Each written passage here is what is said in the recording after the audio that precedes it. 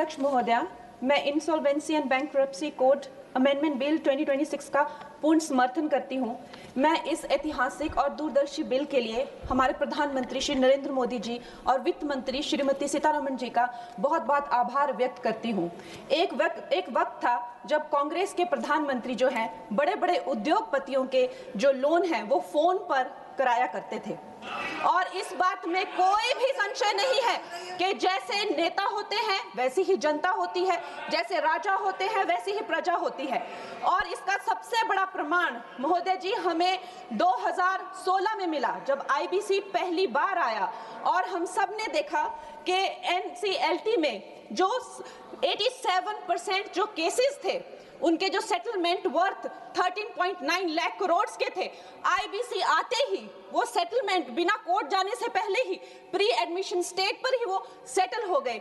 कहीं ना कहीं इसे आईबीसी का डर कह लीजिए या एक नेता की नीयत और नीति पे जनता का विश्वास कह लीजिए, चाहे कोई कितना भी, मैं कहती हूं अगर ये विलफुल डिफॉल्टर भी थे, लेकिन जब हम देखते हैं कि हमारे शीर्ष नेतृत्व जो है वो इतने कर्मठ हैं, कर्मयोगी हैं, तो एक विलफुल डिफॉल्टर भी देश के प्रति अपना कर्तव्य निभाना चाहता है। इसका प्रमाण हमने 2016 में देखा जब ये बिल आया था।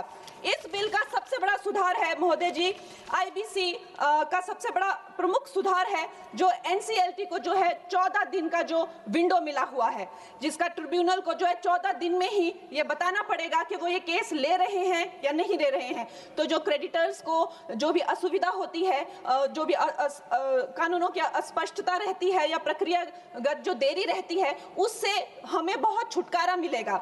उसके बाद जो क्राउन डेट करके जो अंग्रेजों द्वारा चलाई गई ये जो कुनीति है, जिसके करके जो भारतीयों को लूटने का एक जो उनका जो काम था, कभी कांग्रेस ने नहीं सोचा कि हम भारतीयों को इससे मुक्ति दिलाएं।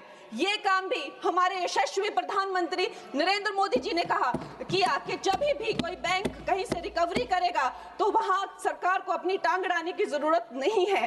वो धन जो है लोगों के पास जाना चाहिए, गरीबों का पैसा जो है गरीबों के पास जाना चाहिए, और इसके लिए हम बहुत आभार व्यक्त करते हैं इस बिल की।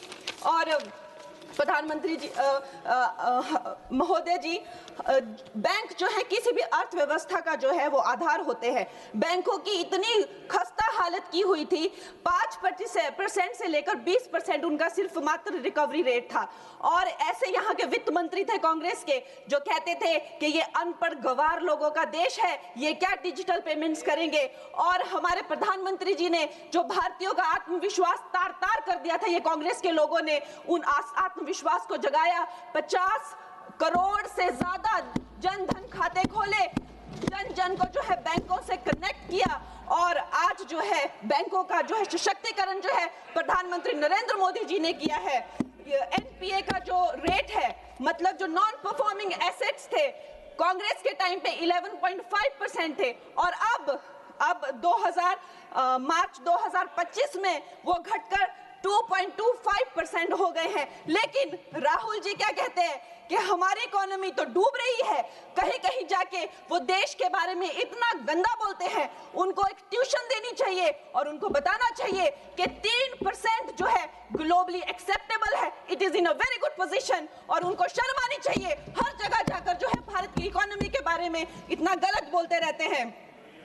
उसके साथ ही ये इसका सबसे बड़ा सुधार जो है वो है क्रॉस बॉर्डर इंसॉल्वेंसी के, मतलब जो हमारे जितने क्रेडिटर्स हैं अब वो बाहर के देशों में जाकर भी जो है अपनी रिकवरी कर सकते हैं, बाहर के देशों के एसेट से भी अपनी रिकवरी कर सकते हैं, वहां भी डिफॉल्टर्स पे केसेस कर सकते हैं, और भारत में अपना लूटा हुआ या खोया हुआ धन जो है वो भारत में वापस ला सकते हैं।